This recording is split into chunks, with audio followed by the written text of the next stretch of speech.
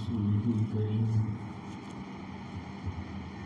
أما بعد فأعوذ بالله من الشيطان الرجيم بسم الله الرحمن الرحيم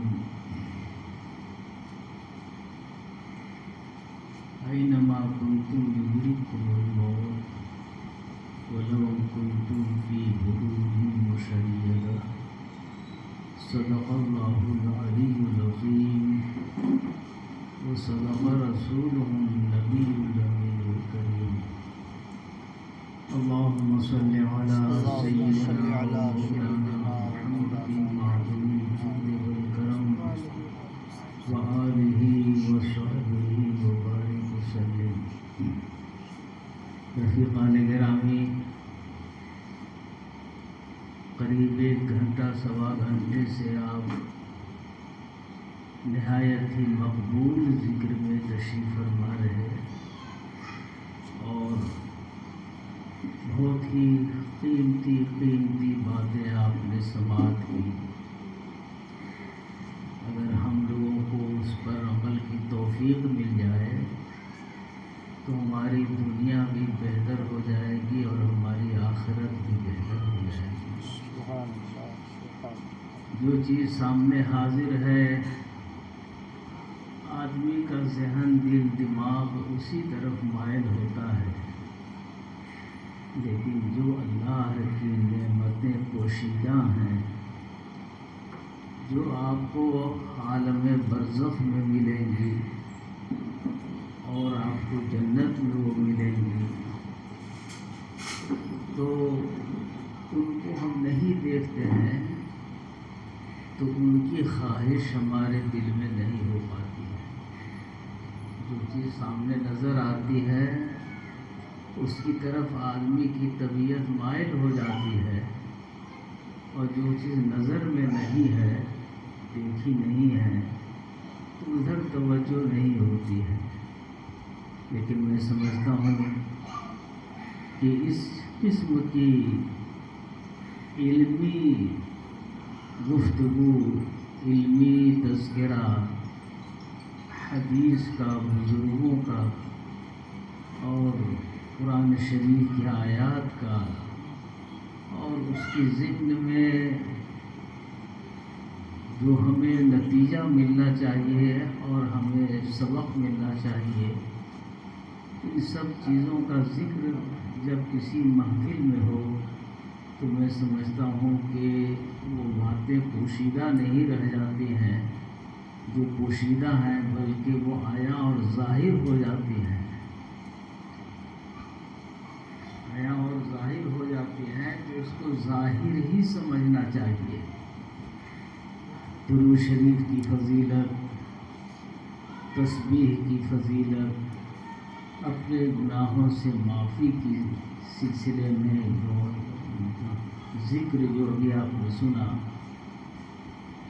میں سمجھتا ہوں کہ یہ سب چیزیں صرف سنی سنائی نہیں ہے، بلکہ وہ اپنی آنکھوں کے پردے کے اندر وہ موجود ہیں، اور ہم اگرچہ غافل ہیں مگر اللہ کی یہ تمام نعمتیں جو ہیں وہ موجود ہیں.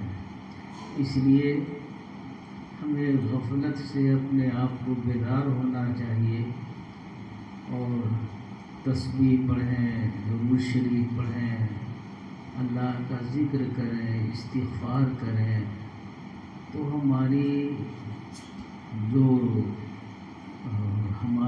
گناہ ہیں وہ انشاءاللہ اس کی برکتوں سے دھل جائیں گے، گناہ معاف ہو جائیں گے اور ہمارا خاتمہ بخیر ہوگا. اس لیے میرے بھائیوں، ایسی محفلوں میں آپ کو کوشش ہونی چاہیے، زیادہ سے زیادہ آنے کی کوشش ہونی چاہیے. مگر کھانے میں لذت زیادہ ملتی ہے تو کھانے کے وقت سب آ جاتے ہیں.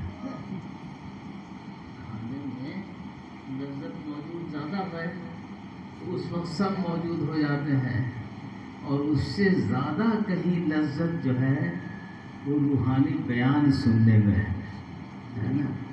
تو اس لیے ہم لوگوں کو ایسی نورانی محفلوں میں ضرور حاضر ہونا چاہیے تاکہ ہمارے اندر بیداری آ جائے اور ہمارے اندر نیکیوں کی طلب بڑھ جائے، درود شریف پڑھنے کا ذوق و شوق ہو جائے، اپنے گناہوں سے مغفرت کے لیے استغفار پڑھنے کا شوق ہو جائے، تو انشاءاللہ الرحمن ہم لوگوں کا کام بھی بنے گا۔ اللہ پاک اس مجلس کو قبول فرمائے، اور اس میں کوئی شک نہیں کہ بہت دنوں تک میں رہتا تھا یہاں، کہاں، یہ دارالقضا میں، ہمارے صابر بھائی کے یہاں سے کھانا آ جاتا تھا یا کسی اور بھائی کے یہاں سے کھانا آ جاتا تھا، مگر وقت زیادہ گزرتا تھا ہمارا دارالقضا میں، اور تو ایسے اس میں کوئی شک نہیں ہے کہ گرمیوں کے موسم میں کئی بار ایسا آیا کہ ہمارے حاجی اشفاق صاحب دہی لے کر آ گئے، کبھی شربت لے کے آ گئے، یہ ان کی محبت تھی۔ تو عالموں سے محبت رکھنے میں بھی بہت فیض ہے، بہت برکت ہے۔ ان کی زندگی پہلے کیسی تھی، اللہ نے ان کی زندگی کو کتنی بہتر بنا دی۔ سبحان اللہ، سبحان اللہ۔ یہ سب کیا ہے؟ خدمت کی برکت ہے اور صحبت کی برکت ہے۔ سبحان اللہ، بہت اللہ کا کرم ہے، اور ان کی اہلیت اس میں کوئی شک نہیں ہے کہ وہ بھی خدمت کے لیے تیار رہتی تھی، عالموں کی خدمت کے لیے تیار رہتی تھی، ان کو کبھی جو ہے وہ سستی اور کسل نہیں ہوتا تھا، بلکہ وہ تو میں سمجھتا ہوں کہ عالموں کی، طالب علموں کی محبت اپنے دل میں رکھیے تو ہمیشہ فیض ملتا رہے گا، برکتیں ملتی رہیں گی۔ اللہ پاک اس مجلس کو قبول فرمائے، اور مرحومہ جناب اشفاق صاحب کی اہلیہ مرحومہ محترمہ، اللہ پاک ان کو جنت الفردوس میں جگہ عطا فرمائے، اور ان کے بچوں کو، ان کے گھر والوں کو صبر عطا فرمائے، اور بچوں کو بھی ذوق و شوق بڑھ جائے کہ مرنا تو ہم سب لوگوں کو ہے ہی ہے، لیکن وہ کام کر کے جائیں جس سے مرنے کے بعد سکون کی زندگی مل جائے، راحت کی زندگی مل جائے، اس کا سبق ہم لوگوں کو مل جائے۔ اللہ تعالیٰ قبول کرنے والا ہے، توفیق دینے والا ہے، اور ہم سب لوگ اسی سے مدد مانگتے ہیں تو بے شک وہ عطا فرمانے والا ہے۔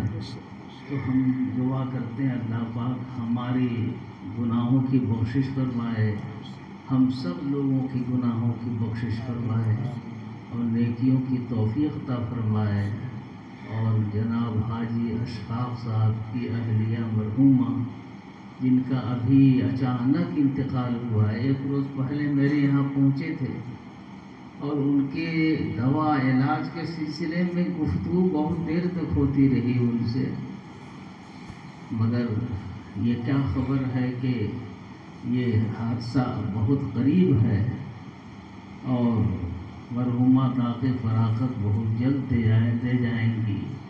میں بھی یہی سمجھتا تھا کہ انشاءاللہ دوا علاج سے صحیح ہو جائیں گی، مگر اینما کنتم یدرککم الموت، جہاں کہیں بھی تم رہو گے موت آ جائے گی، اپنے وقت پر آئے گی۔ جب اپنے وقت پر آئے گی، وقت ہمیں معلوم نہیں ہے، تو ہم نے ہر وقت موت کی تیاری کرتی رہنے کی۔ یہ معلوم نہیں کہ کس گھڑی کس آن میں موت آ جائے، تو ہم کو اپنی زندگی کو بنانے کے لیے ہر وقت کوشش کرتے رہنے چاہیے، اور ہر وقت جو ہے اللہ کو یاد رکھنا چاہیے۔ اللہ پاک ہم سب لوگوں کی مغفرت فرمائے، اور مرحومہ کو بالخصوص اللہ پاک جنت میں جگہ عطا فرمائے۔ وآخر دعوانا الحمدللہ رب العالمین۔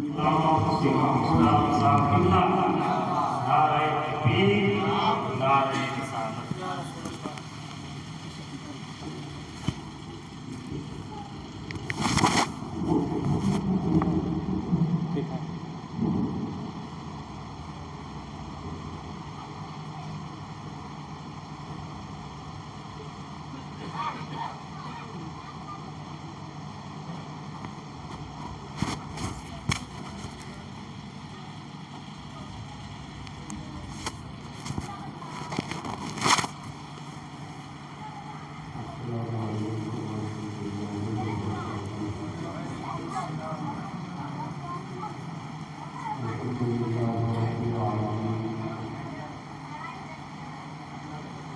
والصلاة والسلام على سيد الأنبياء والمرسلين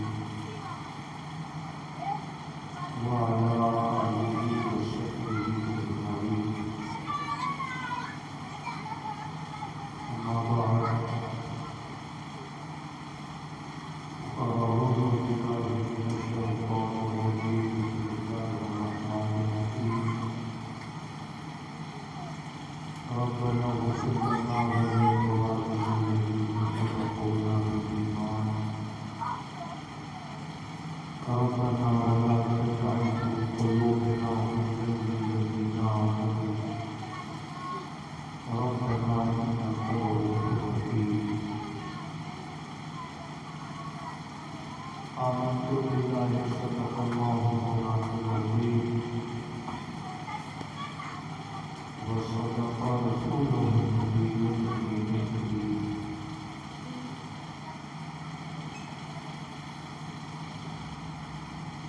انتہائی کرام و کے ساتھ اپنے آقا کے دیوانے دربار میں درود و سلام کی طرف پیش کیجیے. اللہم صلی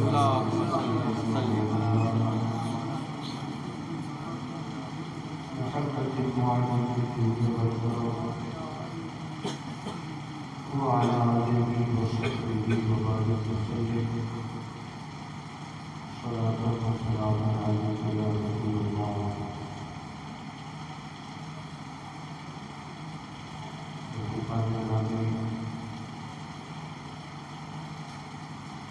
آج کی یہ مجلس آلوچنا ماسٹر اشاعت الروح کی والد مرحومہ کے عیسائی سماج کے لیے منعقد کی گئی ہے. مختصر سی علامہ کے بعد موضوع قبل تقریباً سے رخصت ہو گئی.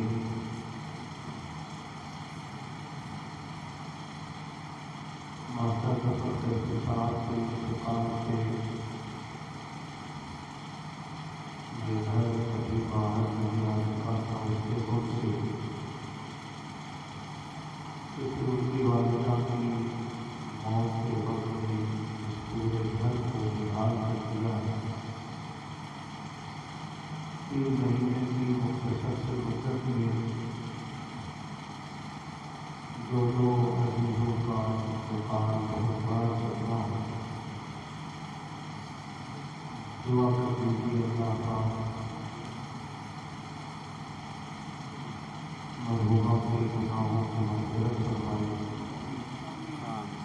اس کے درجات بلند فرمائے اور انہیں جنت عطا فرمائے. ان کے جو پسماندہ کام ہیں تو شاید قابل ہیں بیٹے بیٹیاں ہیں. اللہ پاک سب کو صبر جمیل کی توفیق عطا فرمائے.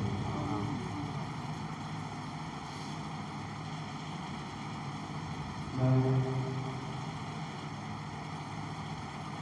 ایسا محسوس کرتا ہوں کہ اپنے بڑے بیٹے کے انتقال کی وجہ سے مرحومہ اندر سے بہت صدمے بھی تھی. مرد تو کسی طرح بڑا سے بڑا وقت لے جاتے ہیں مگر عورتوں کا بھی بڑا نازک ہوتا ہے. جب آسان بیٹا اچانک دنیا سے چلا جائے تو آدمی اندر سے ٹوٹ جاتا ہے. مجھے ایسا لگتا ہے کہ اس کے غم میں ذہنی طور سے بہت کمزور ہو گیا تھا اور اسی صدمے کی وجہ سے یہ بہت جلد ہمارے درمیان سے اٹھ گئی. اللہ تعالیٰ قبر میں رحمت کی بارشیں نازل فرمائے. درود شریف پڑھیں اللہم صلی علی محمد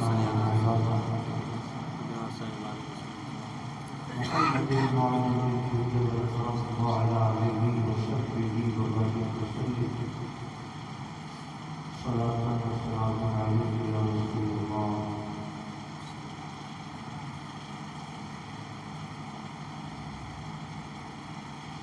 کوئی بھی خاتون اگر اس حالت میں دنیا سے جاتی ہے تو ان کے شوہر ان سے راضی ہے تو اللہ پاک انہیں جنت عطا فرمانا چاہتا ہے۔ اللہ کے پیغمبر ارشاد فرماتے ہیں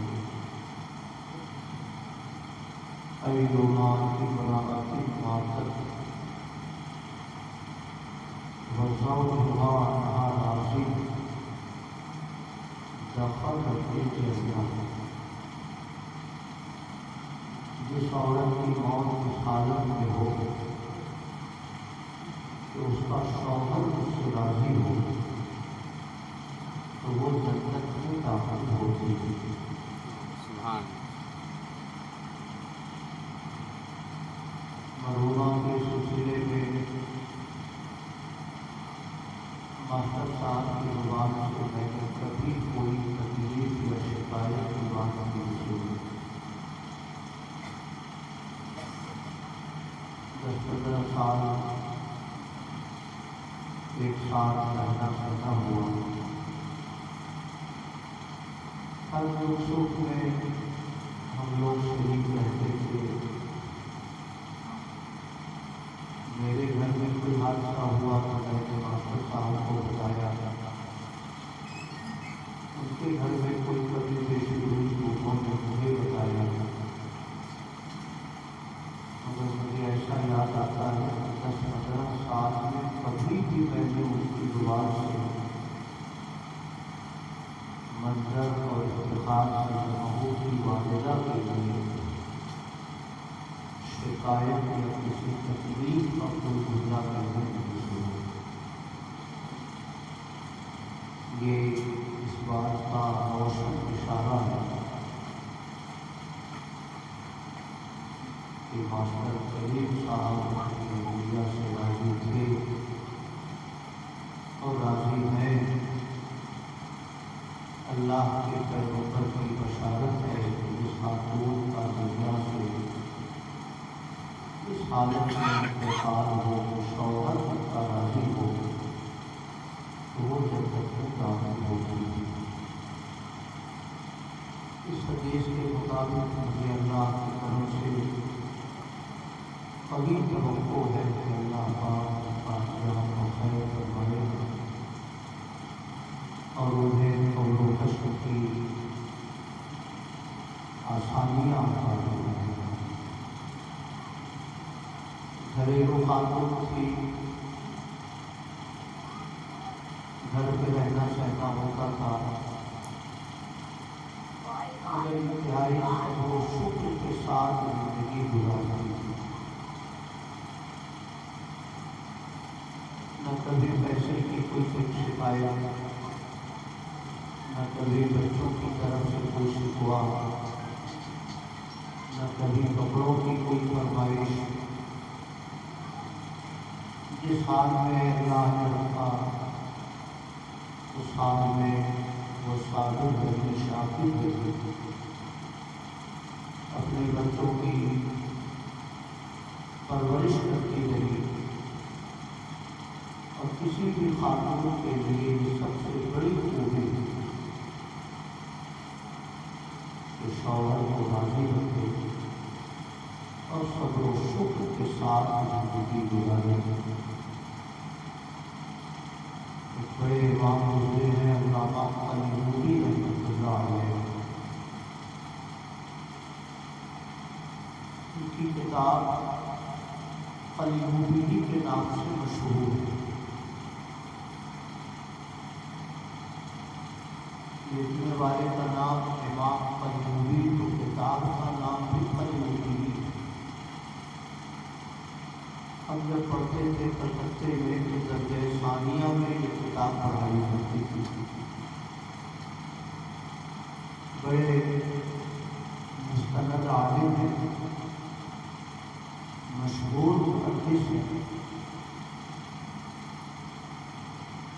کتاب میں ایک واقعہ نقل فرماتے ہیں کہ ایک بڑھیا کا بیٹا بیمار ہوا. بڑھیا نے یہ منت مانی کہ اگر میرا بیٹا صحت یاب ہو گیا تو میں 1 ہفتے تک اس دنیا سے باہر رہوں گی. اللہ تعالیٰ کی مشیت سے اس کا بیٹا درست ہو. اب مسئلہ کھڑا ہوا کہ منت کیسے پوری ہو. 1 ہفتہ اس نے دنیا سے باہر رہنے کی منت مانی ہے. تو علماء نے اسے بتایا کہ راستہ یہی ہے کہ تم قبر میں 1 ہفتے رہو. اللہ نے تمہیں زندہ رکھا تو واپس آنا، اور وہی تمہاری موت مقدر ہوگی تو وہی رہ جانا. تو بوڑھی عورتیں اپنے خود کی پکی ہوتی ہیں. اس لیے آقا نے بھی ارشاد فرمایا علیکم بایمان العجائز، تمہارے اوپر اس طرح ایمان لانا ضروری ہے جس طرح بوڑھی عورتیں ایمان لاتی ہیں. بڑھیا نے اپنے بیٹے سے کہا کہ میں نے ایسی ایسی منت مانی تھی، چلو میرے لیے قبر کھودو اور مجھے اس میں دفن کر دو. اگر اللہ نے میری زندگی باقی رکھی تو 1 ہفتے کے بعد قبر کھود کر مجھے دوبارہ گھر میں چلنا، اور اگر موت آ گئی تو مٹی دے کے اسی میں مجھے چھوڑ دینا. خیر، ماں کی فرمائش کے مطابق بیٹے نے قبر کھودی. ماں کو اسی قبر میں دفن کر کے چلا آیا. اس بوڑھی عورت نے قبر میں ایک کھڑکی دیکھی، اور کھڑکی کے آگے بہت لمبا کشادہ میدان اسے نظر آیا. تو اس نے قبر کی کھڑکی سے جھانک کر دیکھنے کی کوشش کی کہ ادھر کیا ہے. کھڑکی کے قریب گئی تو ادھر کی عورتوں نے بلایا اس کو کہ آؤ ادھر. یہ بوڑھی عورت اس میدان کی طرف چلی گئی. تو اس نے دیکھا کہ بہت سارے لوگ بیٹھے ہوئے ہیں. ایک عورت ہے ان لوگوں میں جس کے سر پہ پرندہ بیٹھا ہوا، اور ایک پر سے اس نے سایہ کر رکھا ہے، اور ایک پر سے اسے وہ ہوا دے رہا ہے. کچھ دوری پر ایک دوسری عورت اسے نظر آئی. اس کے سر پہ بھی ایک پرندہ بیٹھا تھا، اور وہ اس کے سر پہ چونچ مار رہا تھا. یہ بوڑھی عورت دونوں کے پاس پہنچی. اس نے کہا کہ تمہارے سر پہ بھی پرندہ ہے، اس کے سر پہ بھی پرندہ ہے، مگر تمہارے سر پہ پرندہ سایہ کیے ہوئے ہے اور اس کے سر پہ پرندہ چونچ کیوں مار رہا ہے؟ تو اس خاتون نے کہا جس کے سر پہ پرندہ سایہ کیے ہوئے تھا کہ میرا شوہر کوئی اچھا آدمی نہیں تھا، الٹی سیدھی حرکتوں میں مبتلا رہتا تھا، اور میں بھی کوئی نیک خاتون نہیں تھی، میں بھی کوئی عبادات و ریاضات کی بہت پابند نہیں تھی، مگر میرا شوہر جب نشے میں دھت ہو کر اپنے گھر آتا تو میں اسے نہلاتی تھی، اسے کپڑے تبدیل کراتی تھی، اسے کھانا کھلاتی تھی، اسے بستر پہ سلاتی تھی، تب جا کر میں اپنے بستر پہ جا کے سوتی تھی۔ نیکیاں تو بہت کم تھی میرے پاس، مگر میرا شوہر مجھ سے راضی رہتا تھا۔ یہ اسی نعمت کی برکت ہے کہ اللہ پاک نے میرے سر پر ایک پرندے کو مقرر کر رکھا ہے جو ایک بازو سے میرے سر پہ سایہ کرتا ہے اور دوسرے بازو کو ہلا کر وہ مجھے راحت پہنچانے کی کوشش کرتا ہے۔ اب وہ بوڑھی عورت دوسری خاتون کے پاس گئی جس کے سر پر پرندہ بیٹھ کر چونچ مار رہا تھا۔ بوڑھی عورت نے کہا کہ تمہارے اوپر ایسا کیوں ہوا؟ پرندہ تمہارے سر پہ بیٹھ کے چونچ کیوں مار رہا ہے؟ تو اس خاتون نے کہا کہ میں بہت نیک عورت تھی، فرائض کے علاوہ میں نوافل کی بھی بڑی پابند تھی، اور میرا شوہر الٹی سیدھی حرکتوں میں ملوث رہتا تھا، جس کی وجہ سے میرے اور میرے شوہر کے درمیان ناچاقی رہتی تھی، میرے اور شوہر کے درمیان اختلاف رہتا تھا۔ نمازوں کی برکت سے، عبادات و ریاضات کی برکت سے اللہ پاک نے مجھے جنت تو دی ہے، مگر شوہر کی ناراضگی کی وجہ سے یہ پرندہ میرے اوپر مسلط کیا گیا ہے جو میرے سر پر چونچ مارتا رہتا ہے، اور مجھے شوہر کی ناراضگی کا یہ نقصان اٹھانا پڑتا ہے۔ میرا شوہر فلاں شہر میں رہتا ہے، جب تم دنیا میں جانا تو میرے شوہر سے میری تکلیفوں کے لیے معافی طلب کرنا، اگر میرا شوہر مجھ سے راضی ہو گیا تو اللہ پاک اس تکلیف سے مجھے نجات عطا فرما دے گا۔ سبحان اللہ۔ یہ گفتگو ہوتے ہوتے 1 ہفتے ہو گئے۔ بیٹا پہنچ گیا قبر کھودنے۔ جب بیٹے نے قبر کھودی تو گڑیا زندہ تھی، بیٹے کے ساتھ وہ اپنے گھر آ گئی، شوہر کو تلاش کر کے اس کے گھر پہنچی، پھر اس عورت کے لیے معافی اس نے طلب کیا۔ اگلے روز اس نے خواب میں دیکھا کہ وہ خاتون جس کے سر پہ پرندہ بیٹھ کر چونچ مار رہا تھا، اس نے شکریہ ادا کیا کہ تمہاری برکت سے میرا شوہر مجھ سے راضی ہو گیا اور اللہ پاک نے مجھے اس تکلیف سے نجات عطا فرمائی ہے۔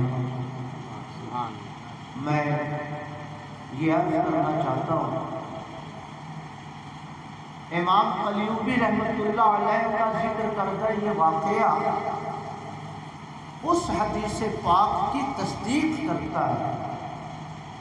آقا کریم صلی اللہ علیہ وسلم نے فرمایا، ایما امرأۃ ماتت وزوجها عنها راض دخلت الجنہ، جس عورت کا انتقال اس حالت میں ہو کہ اس کا شوہر اس سے راضی ہو تو وہ اللہ کے کرم سے جنت میں داخل کر دی جاتی ہے۔ میں دعا کرتا ہوں کہ اللہ پاک مرحومہ کو جنت الفردوس میں جگہ عطا فرمائے، اور 2 ماہ قبل 3 ماہ قبل ماسٹر ظفر کیفی مرحوم دنیا سے رخصت ہوئے، اللہ پاک مجھے بھی جنت کی راحتیں عطا فرمائے، اور اللہ پاک ان کو بھی اپنے جوال رحمت میں جگہ عطا فرمائے۔ بچھڑا کچھ اس ادا سے کہ رت ہی بدل گئی، بچھڑا کچھ اس ادا سے کہ رت ہی بدل گئی، ایک شخص سارے شہر کو ویران کر گیا۔ ذاتی طور سے میرے تعلقات بہت اچھے تھے ماسٹر ظفر کیفی سے، وہ بھی شوگر کے مریض، میں بھی شوگر کا مریض۔ کبھی شوگر بڑھے تو ان سے مشورہ کرو، کبھی شوگر گھٹے تو ان سے مشورہ کرو، کسی ڈاکٹر کے پاس جانا ہو تو ان سے مشورہ کرو، کسی ڈاکٹر نے کوئی دوا لکھی ہو اس کے بارے میں سمجھنا ہو تو ان کو فون کرو۔ تو صبح و شام جیسے وہ میری زندگی میں رچے بسے تھے۔ آج تک مجھے یقین نہیں ہوا کہ ظفر کیفی اب اس دنیا میں نہیں ہے، مگر جو اللہ تعالیٰ کی مشیت ہوتی ہے وہ پوری ہو کر رہتی ہے۔ 17 جون کو ظفر کیفی دنیا سے گئے اور 17 ستمبر کو ان کی والدہ دنیا سے رخصت ہو گئی۔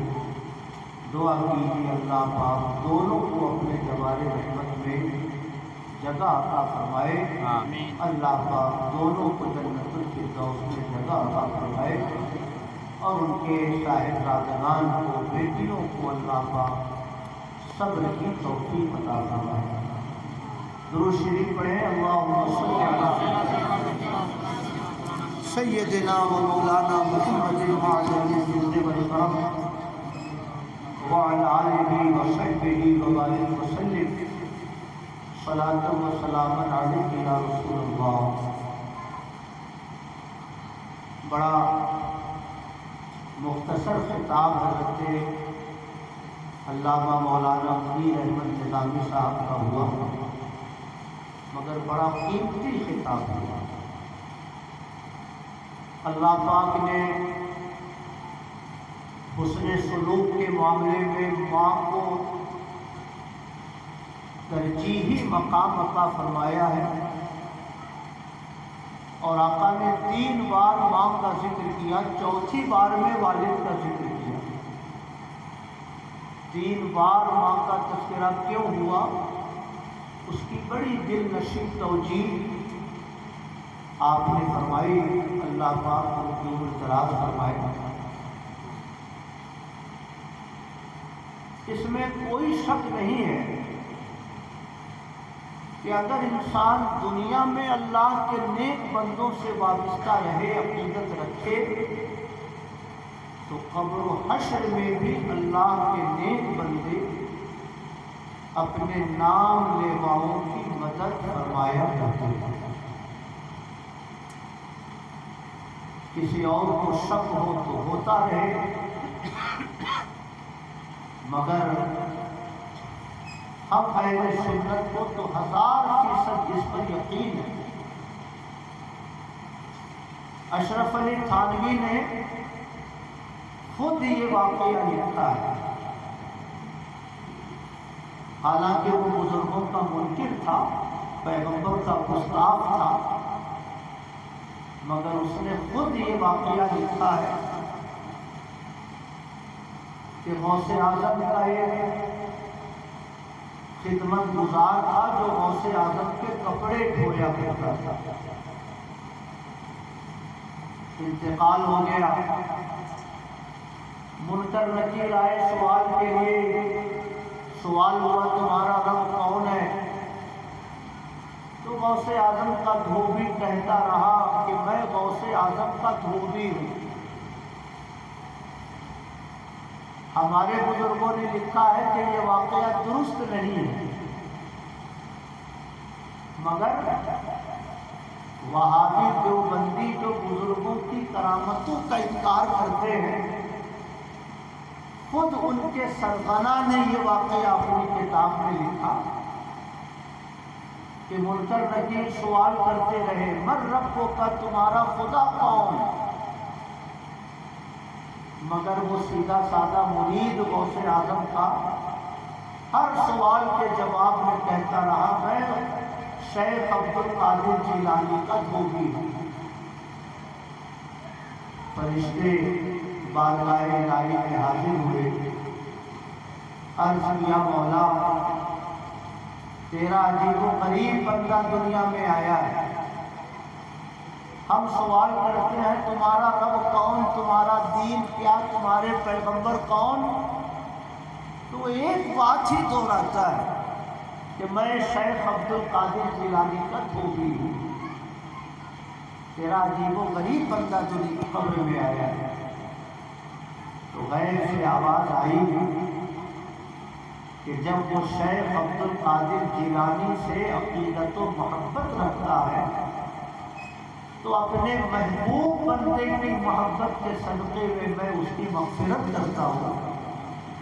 جاؤ اسے جنتیوں کا لباس پہناؤ، اس کے لیے جنت کی کھڑکیاں کچادر کرتا ہوں. سبحان اللہ. اس سے یہ سمجھ میں آیا کہ اللہ کے نیک بندوں سے اگر اتنا بھی رشتہ ہو کہ کوئی ان بزرگوں کا کپڑا دھوتا ہو تو یہ رشتہ بھی قبر میں کام آتا ہے. اس سے صاف ظاہر ہے کہ اگر کوئی سچے دل سے نبی مکرم صلی اللہ تعالی علیہ وسلم سے محبت رکھتا ہو، غوث اعظم رضی اللہ تعالی عنہ کو اپنا امام پیشوا مانتا ہو، صبح و شام ان سے اپنی عقیدت کا رشتہ جوڑے رکھتا ہو، تو اللہ کے محبوب بندے اپنے نام لیواؤں کو قبر میں بے سہارا نہیں چھوڑا. سبحان اللہ. ایک بڑے بزرگ گزرے ہیں، امام عبد الوہاب شعرانی رحمۃ اللہ علیہ. 973 ہجری میں ان کا انتقال ہوا اور اعلیٰ حضرت امام احمد رضا پیدا ہوئے 1272، یعنی 299 سال پہلے کے بزرگ. اعلیٰ حضرت امام احمد رضا کے پیدا ہونے سے 299 سال 300 سال پہلے کے بزرگ. 973 ہجری.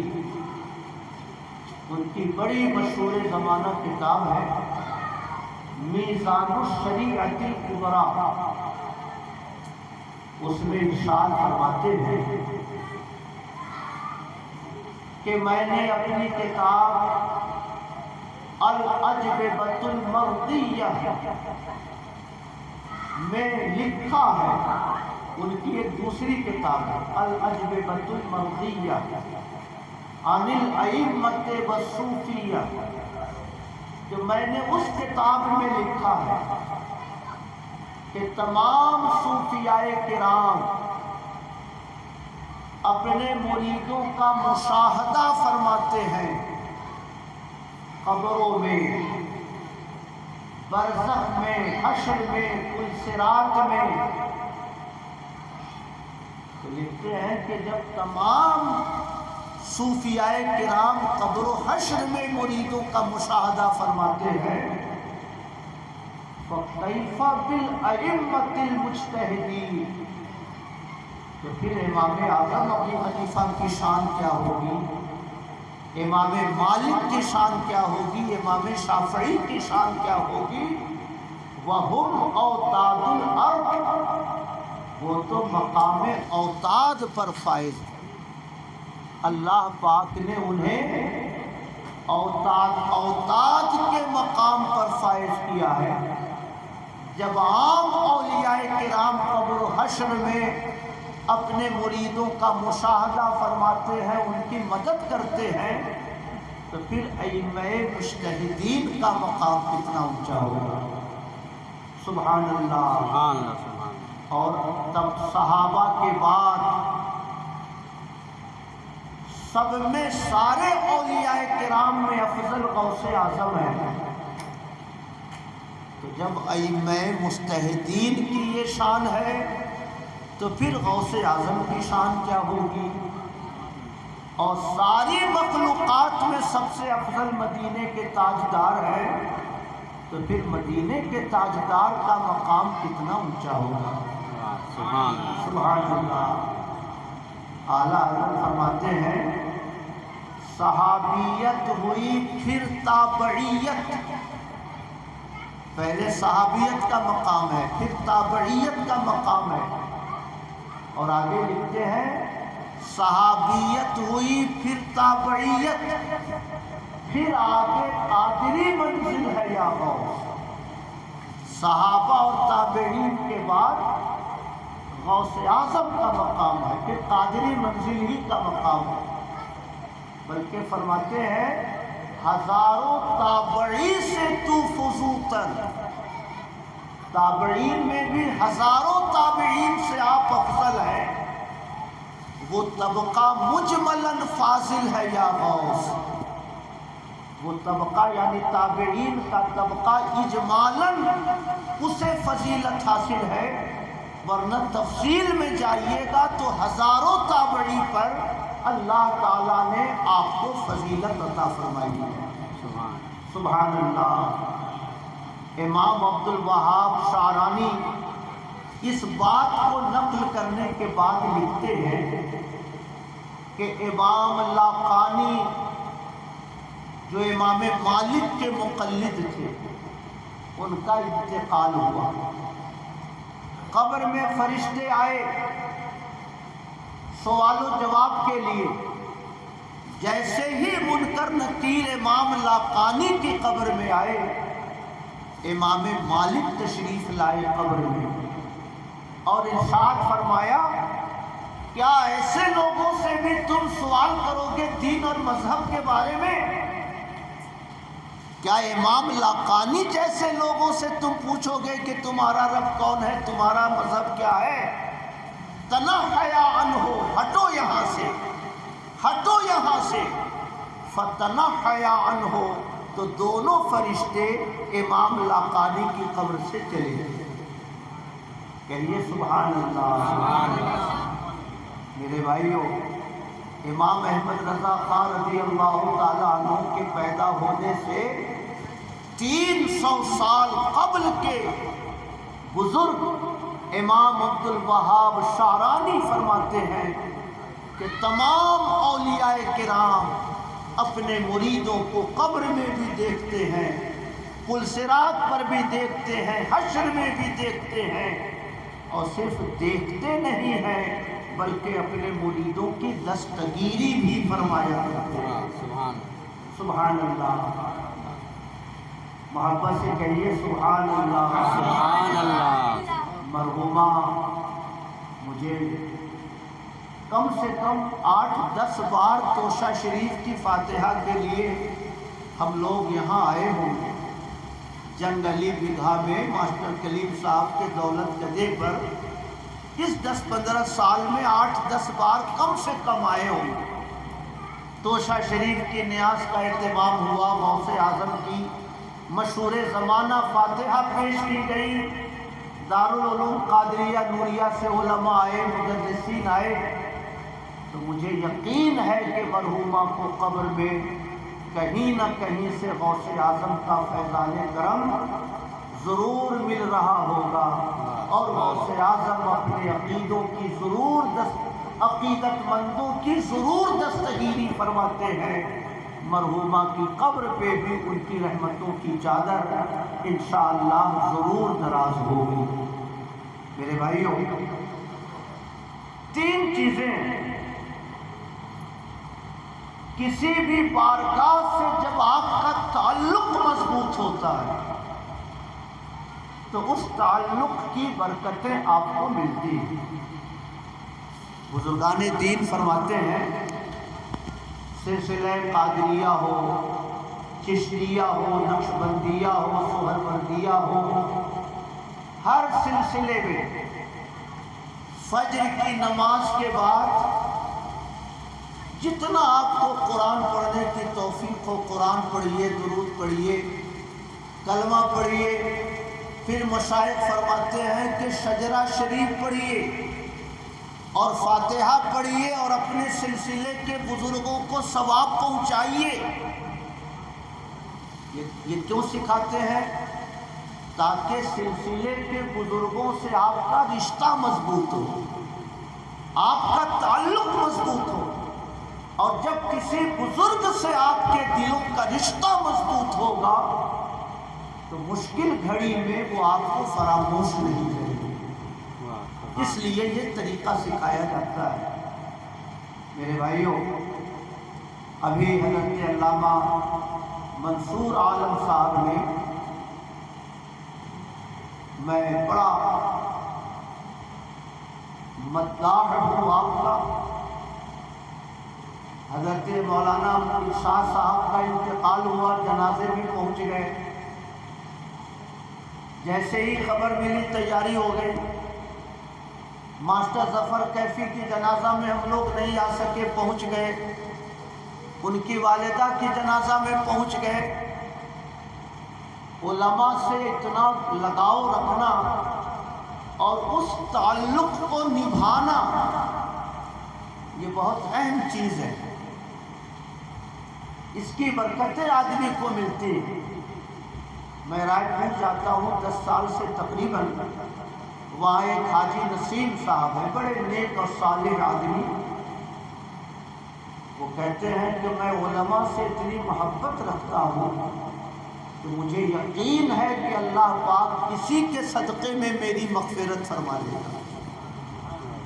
ارب پتی آدمی ہیں، لیکن ہم لوگ جب ان کے گھر جاتے ہیں تو باتھ روم کو خود آ کر اس میں پانی ڈالتے ہیں، غسل خانہ کو خود سے وہ صاف کریں گے۔ اگر کمرے میں کوئی گندگی نظر آئی فوراً بلائیں گے اس کو صاف کرو۔ بالکل علماء کے ساتھ ایسی عقیدت پیش کرتے ہیں۔ وہ کہتے ہیں کہ مجھے یقین ہے کہ اللہ پاک عالموں کی محبت کے صدقے میں مجھے بخش دے گا۔ حضرت علامہ منصور احمد صاحب باوجود کہ ایک ادارے کے ذمہ دار ہیں، محتمم ہیں، اور بڑا خوبصورت لقب مولانا جمیل صاحب نے دیا ہے، عطائے عزیز ملت اور شہدائے حافظ ملت۔ یہ دونوں لقب بالکل برمحل ہیں، اور ان کی زندگی میں جو نور ہے وہ انشاءاللہ حضور حافظ ملت کی بارگاہ کا فیضان ہے، اور وہ بارگاہ بڑی بارگاہ ہے۔ انہوں نے اپنے علم باطن کو علم ظاہر کی شکل میں چھپایا، ورنہ وہ قطب زمانہ تھے، وہ غوث وقت تھے۔ آج پوری دنیا میں جہاں جہاں علم کی روشنی آپ کو نظر آتی ہے وہ حضور حافظ ملت کے دم قدم کی برکت ہے۔ سبحان اللہ۔ درود شریف پڑھیے، اللہم صل علی سیدنا و مولانا محمد معدن الجود والکرم وعلی آلہ وصحبہ وبارک وسلم۔ میں یہ عرض کر رہا تھا کہ انہوں نے بڑی قیمتی بات کہی کہ جو ماں باپ کے چہرے کو محبت سے دیکھے تو اللہ پاک اسے حج مبرور کا ثواب عطا فرماتا ہے۔ افتخار صلی اللہ علیہ اور منظر صلی اللہ علیہ کی زندگی سے ماں کی نعمت تو چلی گئی مگر والد کی نعمت ابھی بھی موجود ہے۔ ماں کے والد کے چہرے کو محبت سے دیکھ کر اور عقیدت و محبت اور احترام کا سلوک کر کے وہ صبح و شام ایک حج کا ثواب حاصل کر سکتے ہیں۔ ایک دوسری بات، ماں باپ زندہ ہوں تو ان کے لیے حج نفل حاصل کرنے کا ذریعہ ماں باپ کے چہرے کو محبت سے دیکھیے۔ الحمدللہ میرے ماں باپ ابھی زندہ ہیں اور میں جب گھر جاتا ہوں تو اسی نیت سے جاتا ہوں کہ 2-4 بار بھی دیکھوں گا تو اللہ کے حبیب کا وعدہ ہے کہ حج مبرور کا ثواب عطا فرماتا ہے۔ سبحان اللہ، سبحان اللہ۔ اللہ پاک ان کا سایہ کرم ہم سب لوگوں کے سر پر دراز فرمائے۔ ایک دوسرا آسان راستہ ہے حج کا ثواب حاصل کرنے کا۔ فجر کی نماز پڑھیے، فجر کی نماز پڑھ کے مصلی پہ بیٹھے رہیے اور اللہ کا ذکر کرتے رہیے یہاں تک کہ سورج نکل جائے۔ سورج نکلنے کے 20 منٹ کے بعد 2 رکعت نماز اشراق پڑھ کر وہاں سے ہٹیے۔ ترمذی شریف کی حدیث ہے، رجع بحجۃ وعمرۃ، ایسا کرنے والا آدمی ایک حج اور ایک عمرہ کا ثواب لے کر مصلی سے ہٹا کرتا ہے۔ کہیے سبحان اللہ۔ نماز فجر پڑھ کے بیٹھے رہیے، کلمہ شریف یاد ہے کلمہ شریف پڑھتے رہیے، استغفار پڑھتے رہیے، نبی پر درود پڑھتے رہیے۔ سورج نکل گیا، 20 منٹ کے بعد 2 رکعت نماز اشراق پڑھ لیجئے۔ ایک حج اور ایک عمرے کا ثواب اللہ پاک عطا فرماتا ہے۔ یہ ترمذی شریف کی حدیث ہے۔ میں نے حضور نصیر ملت کو بھی اس پر عمل کرتے ہوئے دیکھا، اور مجھے یقین ہے کہ انہوں نے حضور حافظ ملت سے سیکھا ہوگا، حضور حافظ ملت کا یہ معمول رہا ہوگا، اس لیے ان کے فیض یافتگان نے بھی اس معمول کو اپنی زندگی میں شامل کیا ہے۔ اللہ کو جب یاد کیجیے اچھا ہے، مگر اللہ کو یاد کرنے کا سب سے اچھا ٹائم وہ صبح کا ٹائم ہے۔ کیوں؟ 24 گھنٹے میں کوئی بھی ٹائم ہو، کچھ نہ کچھ لوگ جھوٹ بول رہے ہوتے ہیں، شراب پینے والے شراب پی رہے ہوتے ہیں، جوا کھیلنے والے جوا کھیل رہے ہوتے ہیں، غیبت کرنے والے غیبت کر رہے ہوتے ہیں۔ تو نیکیوں کی روشنی بھی بلند ہوتی ہے، مگر ساتھ ہی ساتھ گناہوں کا اندھیرا بھی بلند ہوتا رہتا ہے۔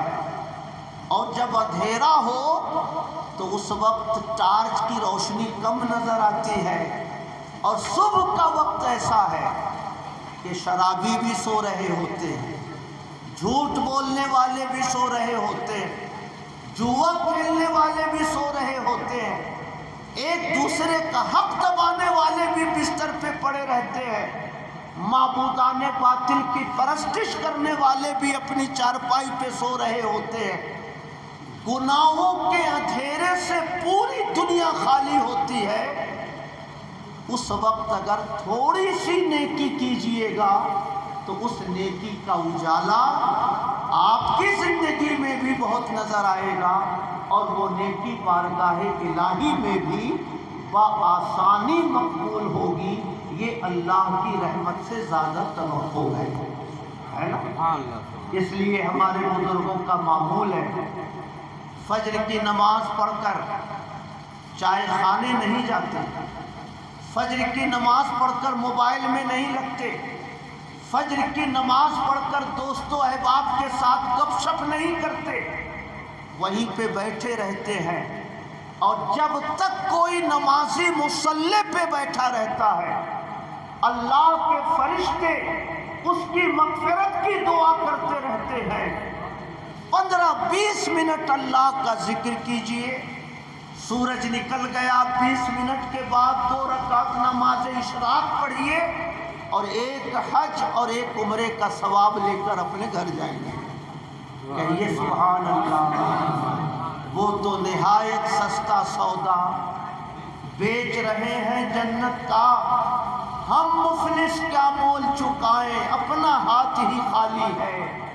میں عرض کر رہا تھا تعلق مضبوط کرنے کا۔ اس وقت جب آپ بیٹھے مصلی پر تو گنبد خضرا کے مکی پر درود بھیجیے، کثرت سے درود پیش کیجیے آقا کی بارگاہ میں۔ درودوں سے گنبد خضرا کے تاجدار سے رشتہ مضبوط ہوتا ہے، اور ایصال ثواب کے لیے جو بھی آپ فاتحہ پڑھیں اس کا ثواب غوث اعظم کی بارگاہ میں پیش کیجیے۔ فاتحہ روز پیش کرتے رہیں گے تو بارگاہ غوث اعظم سے آپ کا تعلق مضبوط ہوتا رہے گا۔ سبحان اللہ۔ میرے بھائیوں، حضرت مولانا منصور احمد صاحب خوبی قسمت سے حضرت مولانا منیر نظامی صاحب کے خسر ہیں، چھوٹے سسر ہیں۔ مان لیجیے مولانا جمیل صاحب، دونوں میں کوئی تعلق نہیں مولانا جمیل اور مولانا منیر صاحب میں، لیکن کوئی جانے والا رفیع گنج جا رہا ہو، مولانا جمیل صاحب 1 پاؤ سیب خریدے، اور کہیں کہ یہ مولانا منیر نظامی صاحب کو دے دیجیے۔ ایک ہفتے کے بعد پھر کوئی جانے والا ملا، 1 پاؤ سیب خریدا، کہا یہ نظامی صاحب کو دے دیجیے۔ 15 دنوں کے بعد پھر کوئی جانے والا ملا، پھر 1 پاؤ سیب خریدا، کہا یہ سیب نظامی صاحب کو دے دیجیے گا۔ بھلے سے نظامی صاحب نہ جانتے ہو مولانا جمیل کون ہے، کہاں گھر ہے ان کا، والد کا نام کیا ہے، مگر ان کا تحفہ پہنچتا رہے گا نظامی صاحب کے یہاں، تو غیر شعوری طور سے ان کی محبت ان کے دل میں پیدا ہو جائے گی، ان کے گھر والوں کے دل میں ان کی محبت پیدا ہو جائے گی۔ اگر مہینہ 2 مہینہ کبھی وہ تحفہ نہیں پہنچا تو مولانا نظامی صاحب کے دل میں تجسس پیدا ہوگا، وہ تحفہ بھیجنے والے مولانا جمیل صاحب کہاں ہیں آج کل، وہ تحفہ کیوں نہیں آتا۔ کبھی مولانا منصور صاحب سے خیریت پوچھیں گے، کبھی حافظ صاحب سے خیریت پوچھیں گے، 1 پاؤ سیب کا تحفہ ہے تو 1 پاؤ، مگر نظامی صاحب کے دل میں تعلق پیدا کر دیتا ہے۔ اور کبھی تحفہ نہ پہنچے تو جن کے ہاں تحفہ جاتا تھا وہ تحفہ بھیجنے والے کو خود بخود یاد کر لیا کرتے ہیں۔ کہیے سبحان اللہ۔ میں آپ کو یہ سمجھانا چاہتا ہوں، روزانہ آپ مصلی پہ بیٹھے، آپ نے 100 بار درود بھیجا، دوسرے دن بیٹھے 100 بار درود بھیجا، تیسرے دن بیٹھے 200 بار درود بھیجا، عرض کیا مولا یہ درود میرے آقا کی بارگاہ میں مجھ غلام کی طرف سے ہدیتاً پیش فرما دے۔ جب درودوں کا تحفہ پہنچتا ہے، فرشتے عرض کرتے ہیں حضور یہ آپ کے غلام کلیم الدین نے یہ درود بھیجا ہے، حضور آپ کے غلام منظر نے یہ درود بھیجا ہے، حضور آپ کے غلام منصور نے یہ درود بھیجا ہے۔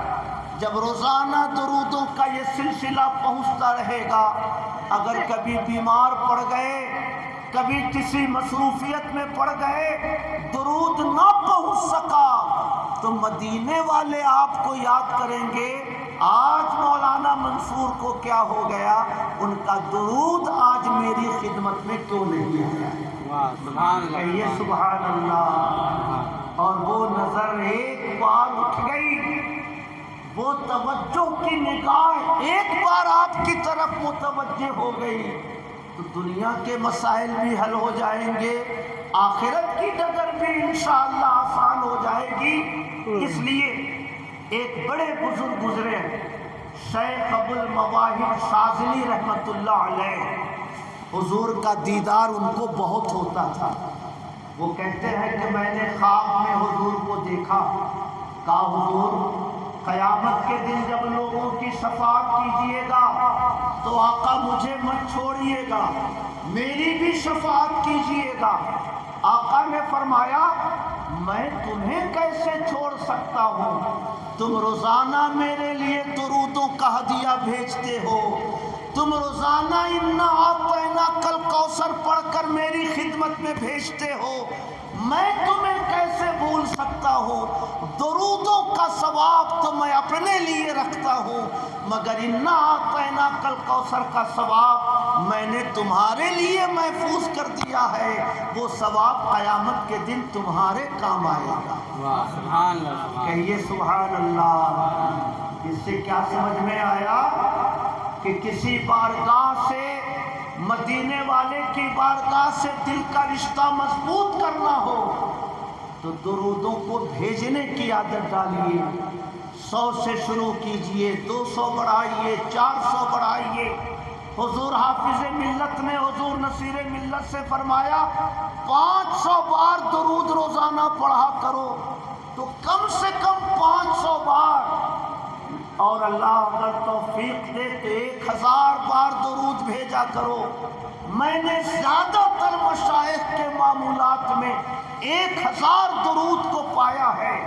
وہی شیخ ابو المواہب شاذلی فرماتے ہیں آقا نے میری پیشانی پہ بوسہ دیا، میں نے عرض کیا حضور یہ کرم کیسے فرمایا آپ نے؟ آقا نے فرمایا میں اس چہرے کو بوسہ دے رہا ہوں جو چہرہ روزانہ صبح میں بھی میرے اوپر 1000 درود بھیجا کرتا ہے اور رات میں بھی میرے اوپر 1000 درود بھیجا کرتا ہے۔ کہیے سبحان اللہ۔ سبحان اللہ۔ میں یہ عرض کرنا چاہتا ہوں صبح کا وقت مدینے والے سے رشتہ مضبوط کرنے کے لیے استعمال کیجئے۔ درود بھیج بھیج کر آقا کی بارگاہ میں اپنا نام درج کرائیے، اور جب درود پیش کر چکے تو پھر قرآن شریف پڑھیے 100 بار انا اعطیناک الکوثر، نہ ہو سکے تو 50 بار قل ہو اللہ احد، وہ بھی نہ ہو سکے تو 11 بار قل ہو اللہ احد پڑھیے، اور اپنے بزرگوں کا شجرہ پڑھیے، یاد ہو تو زبانی، یاد نہ ہو تو دیکھ کر، اور کہیے مولا جو کچھ بھی میں نے قرآن پڑھا ہے وہ میرے تمام مشائخ سلسلہ کی روح کو عطا فرما دے، خصوصی طور سے غوث اعظم کی روح کو اس کا ثواب عطا فرما دے۔ اگر بغداد کے راجہ سے رشتہ مضبوط ہو گیا، مدینے کے تاجدار سے رشتہ مضبوط ہو گیا، تو انشاءاللہ نہ قبر آپ کی تاریک رہے گی، نہ پل صراط کا راستہ آپ کے لیے مشکل ہوگا۔ امام عبد الوہاب شارانی فرماتے ہیں کہ تمام اولیاء اپنے مریدوں کو قبر و حشر میں دیکھا کرتے ہیں، پھر مدینے والے کی شان کیا ہوگی جب ان کے گدا بھر دیتے ہیں شاہان زمانہ کی جھولی، محتاج کا جب یہ عالم ہے تو مختار کا عالم کیا ہوگا؟ کہیے سبحان اللہ۔ سبحان اللہ۔ اس لیے میرے بھائیوں ایک بات طے کر کے اٹھیے، مجھے نمازوں کی پابندی کرنی ہے تاکہ اپنے خالق و مالک سے میرا رشتہ مضبوط ہو جائے، اور نمازوں کی پابندی کے بعد فجر کا وقت میں نہ چائے خانے میں گزاروں گا، نہ میں موبائل میں گزاروں گا، نہ میں دوست اور احباب سے گپ شپ میں گزاروں گا، مصلی پہ بیٹھا رہوں گا، ورق 2 ورق قرآن پڑھوں گا، 100-200 بار نبی مکرم پر درود بھیجوں گا، 100-200 بار قل ہو اللہ احد پڑھ کر غوث اعظم کی روح مبارک کو ایصال ثواب کروں گا، اپنے خاندان کے لوگوں کے لیے فاتحہ پڑھوں گا۔ اتنا کام اگر کر لیجئے تو آپ کے خاندان کے مرحومین کی آخرت بھی بہتر ہو جائے گی، اور آپ کی آخرت